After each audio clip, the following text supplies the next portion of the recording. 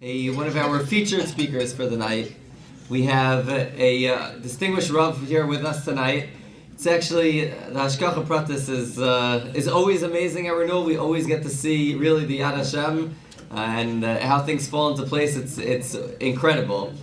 We have with us tonight Rabbi Saperstein, who's a Rav, a very well accomplished individual, but one of his jobs is as a Rav in a shul in Monsey, in New Hempstead, a shul called Ohev Shalom. And I have to tell you, I had a whole introduction planned, but I'm not even going to give it, because this afternoon I was sitting, we had, Baruch Hashem, we had 3 transplants today, and I was sitting just a few hours ago with the husband of one of the donors, and we were making some small talk. We were sitting in the waiting room, and I asked him, I said, where do you live? He said, Monsey. I said, where do you daven? He said, I daven in a shul, Ohev Shalom. I said, Ohev Shalom? I said, I know that shul. Rabbi Saperstein? He said, how do you know the shul? I said, because Rabbi Saperstein is speaking here tonight. He said, I daven in his shul. I've been there for many years. He said, you're in. He told me, which we already knew, we did our homework ahead of time, but he told me we're in for a real treat. But it's amazing. So Renewal goes so far that when we plant a speaker, we need to plant in his shul an actual donor so that we can have a story to tell about it. But Rabbi Saperstein is a very well-accomplished Rav, Talmid Chacham, and also a very gifted speaker. And it's our pleasure to have here with us tonight, Rabbi Saperstein.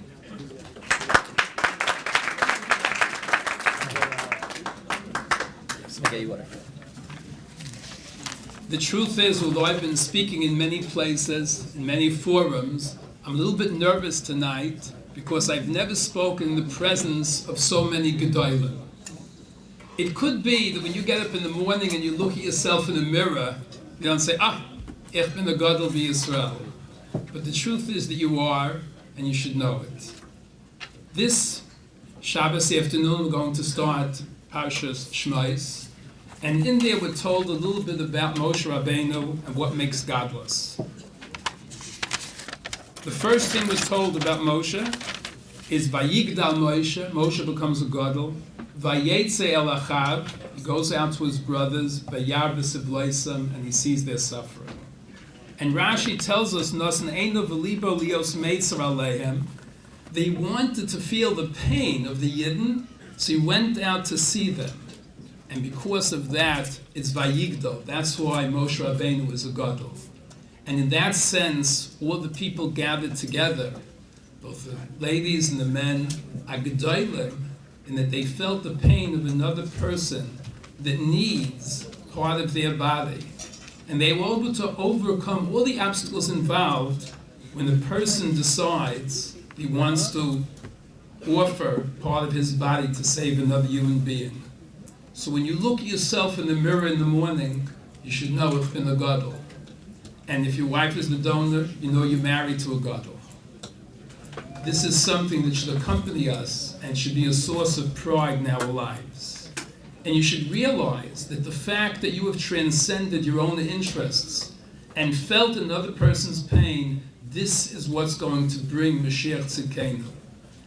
Later in the parsha it says, Vayar Elokim, that HaKadosh Baruch Hu saw and took notice of the suffering of Klal Yisrael, and the Geula begins.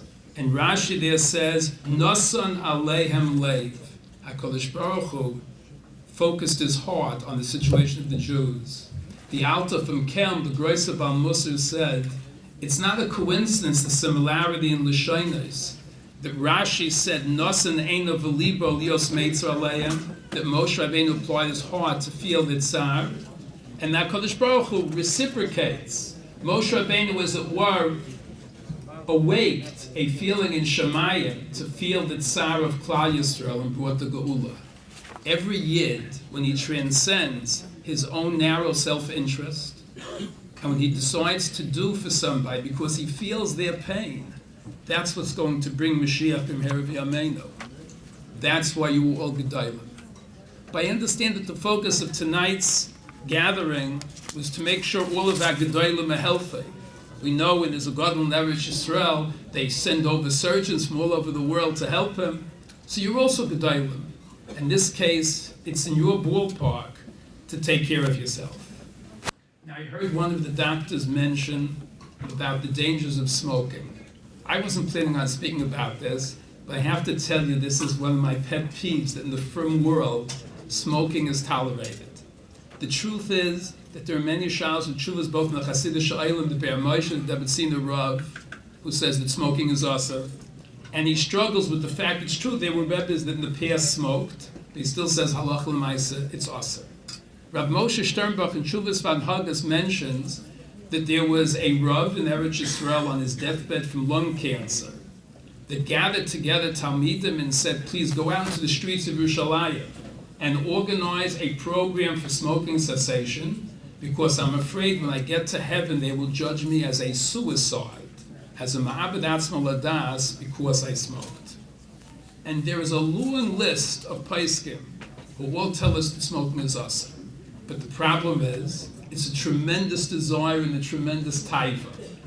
I'm a Rebbe in a yeshiva where we have high school and post-high school boys. Many of whom go into Eretz Yisrael come back smoking. So I was looking for an eitzah because I spoke to them. They can't sit a seder without smoking. And they told me, Rebbe, I'd like to stop, I just can't. And I studied hypnosis because I know it worked with my shig Allah shalom. And I found that although hypnosis has its limitations, it's not the answer for all things. I hope the doctors don't jump on me, but for smoking, I can tell you that it has very, very good results.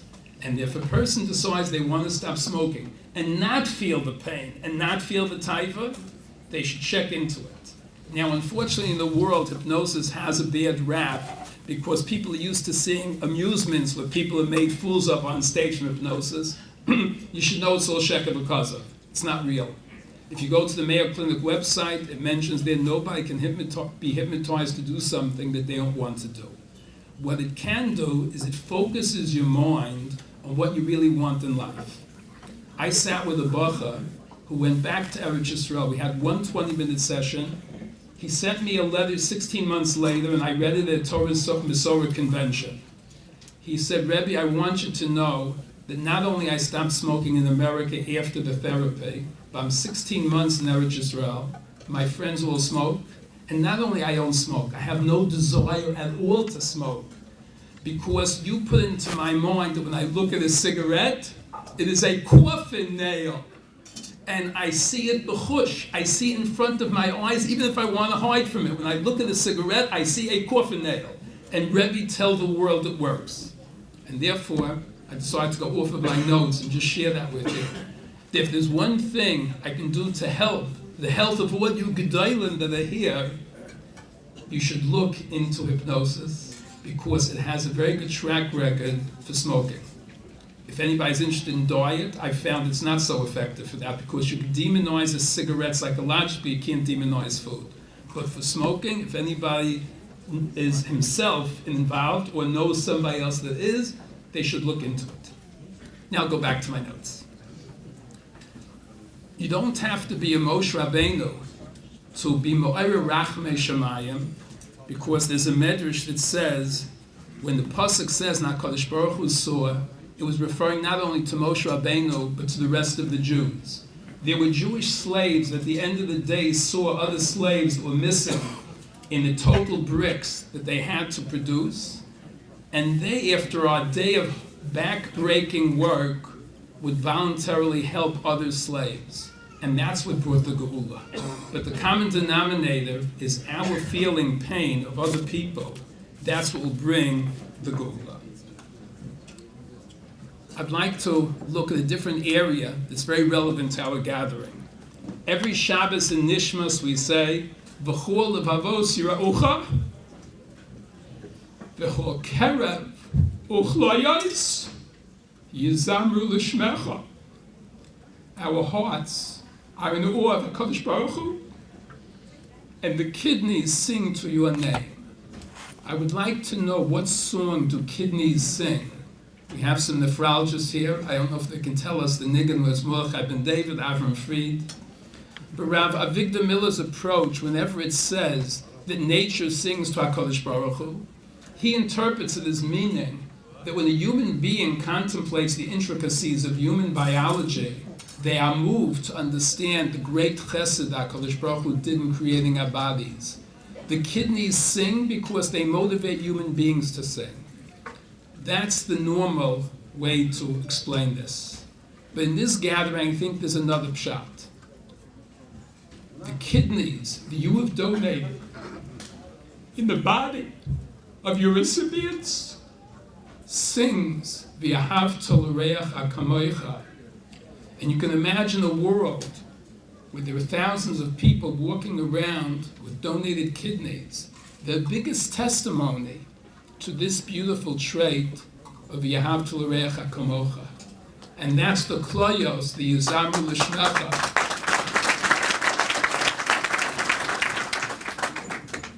Now you might think that I, as an individual donor, what do I contribute to this symphony?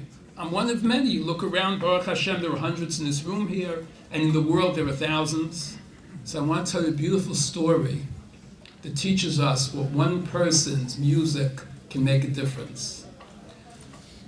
In the previous generation, there was a musical conductor by the name of Arthur Toscanini. He had the unique honor of being designated an honorary Jew by Mussolini. Mussolini didn't mean it as a compliment. But when Toscanini refused to conduct a symphony with the fascist national anthem of Italy, so Mussolini was so upset, he said, we're going to designate Toscanini as a Jew. Now this honorary Jew had a very interesting story with one of his biographers. There was a fellow who was writing a book about the life of Toscanini, and Toscanini gave him time and access. But one time Toscanini tells his biographer, tomorrow night you can't come, I'm busy. So he said, what are you busy doing? He said, there's a very elite symphony that's going to take place in Europe, and I'm going to be glued to my radio. This was in the olden days we had radios, or Skype. I'm going to be glued to my radio to listen to the symphony. So the biographer said, I understand I can't speak to you. Can I watch the maestro listening to the symphony? So he said, fine, but you have to give me a word. You won't say a word during the symphony, which he did. And the next night, after the symphony was finished, the biographer mentioned, it really sounded beautiful. To which Toscanini answered, yes, it sounded good, but the symphony was missing the 12th violinist. So the biographer asked, what are you talking about? You heard this through the radio, and there's a 120-piece Philharmonic orchestra, and you're telling me that you can notice that there are 11 violinists instead of 12? So Toscanini said, check it out. So the biographer contacted his contacts in Europe, and he said the next day, Maestro, you were right. They were missing a violinist. One of the violinists got sick and couldn't come. How's it possible you know? So he said, I am a master conductor, and I can note the nuances of each human being in that symphony. And even if there are many violinists, if one is missing, I know.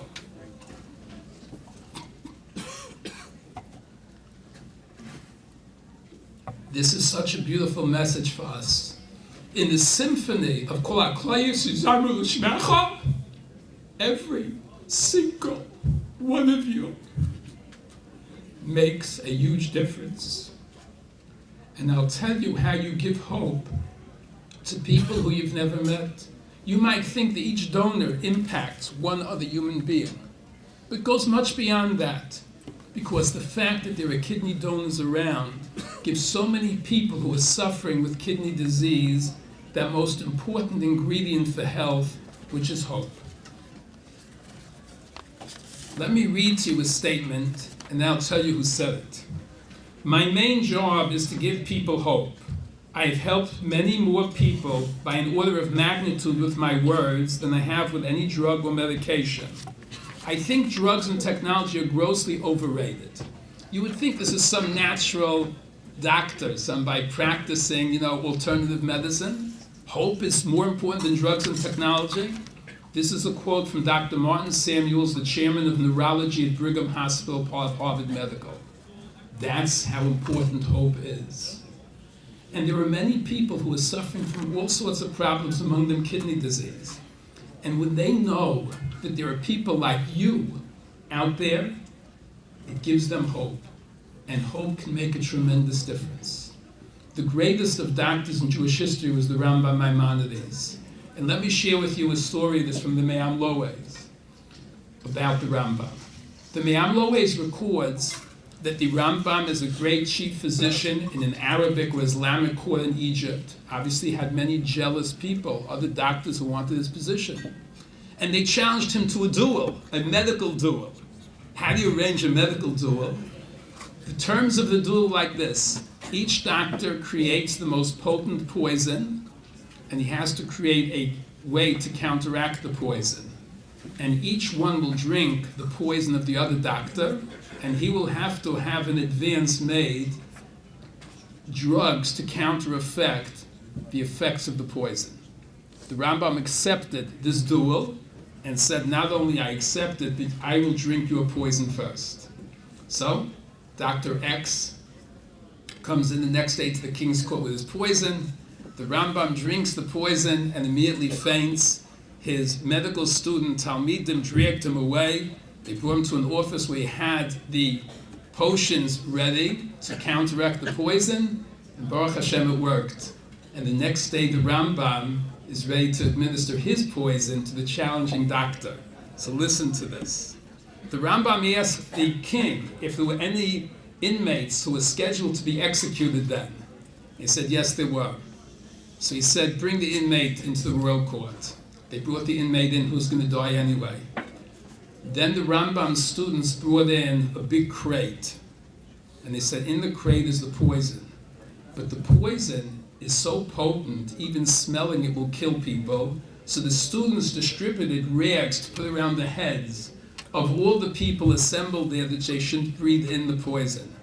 And when everybody had their rags in, they instructed the convict, and the Rambam told the convict, you're going to die very easily. Just open up the crate, there's a jug. Unseal the jug and take a whiff, and without pain you will pass into the next world. And that's what the convict did. And the doctor, who was going to have to drink this stuff, looks at the convict who just took a whiff of the poison and died. And he said, oy vey, you don't even have to drink this poison to die. Just by a whiff you're dead. And he obviously was very nervous. And then the Rambam takes away the rag around his mouth, and he goes to the jug, and he picks it up, and he said, Your Majesty, would you like a drink? So the king looked at him appalled, like, wait, crazy? To which the Rambam said, it's sugar water. There's nothing dangerous here, and the Rambam proceeded to drink it. And the Rambam said, what all doctors have to know is that the mental state of a patient is so important to determine whether a person will recover or not. And that's what I wanted to teach all of the people assembled. I'll tell you why this is very emotional to me. My wife, 2.5 years ago, went for a simple heart operation that wasn't so simple. The same doctor with operate on Bill Clinton did our heart operation. It was scheduled for a 5-hour operation. And after 11 hours, he came out and told us that things were not good. And she was in ICU for 3 months. There was a point where there was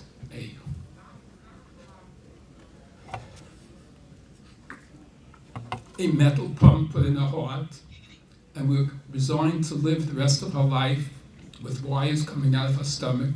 And I was trained how to change the dressings all the time. And that's what we thought it was going to be. But to the miraculous Chesed Hashem, she recovered her heart. And they explanted the pump, which never happened in Colombia's history. But after so many months in ICU, her kidneys had failed. And she started on dialysis. And we left the hospital after 5 months in Colombia, 3 of which were in isolation in ICU because of her infections on top of everything else. And she was on dialysis, and for months Hatzalah used to take us 5:30 in the morning because she was so weak that she couldn't negotiate 4 steps to go to dialysis 3 times a week. But in the back of our minds, we still had hope, because we knew that there are people like you, and that when she gets strong enough, that she'd be able to have another operation, that maybe there would be a donor. HaKadosh Baruch Hu B'rov Rachamav made the second Tchias HaMesim, and after 6 weeks home, to the surprise of our nephrologist who claimed this could not happen, she regained her kidney function. But I remember, and part of me still lives in that ICU room. I remember the importance of hope. And every day I whispered into our ears, you have to know HaKadosh Baruch Hu is going to get you better. That bodies have miraculous facilities for healing. And one day, although you can't move, and she was on 12 drips on 3 poles, with an LVAD and an RVAD pump in her heart. I said, one day we're going to go to the Kaisel and thank HaKadosh Baruch Hu. We came back. It was Parshas Lech Lecha 2016. And 6 weeks later, as I said, she regained her kidney function, even though the doctor said it couldn't happen. And 2 years later, this pierced Parshas Lech Lecha. We went to Eretz Yisrael and to Tzfas. In Tzfas, she walked up 56 steps from an apartment carved in the side of a mountain. The message is hope. Hope and the understanding that there's nothing beyond HaKadosh Baruch Hu's ability to do. That's what gives people chizuk. And you're a part of that chizuk. Doing what you did gives hope to many thousands of people you won't meet in your life. But you should know it's real. And therefore I thank you, Gedolim, for all your caring. Each one of you, a Gedolah or a Gadol, for caring, for bringing about Rachamei Shamayim. And even if we don't see a Geula klali, there are individuals all over the world who have their own personal Geulas.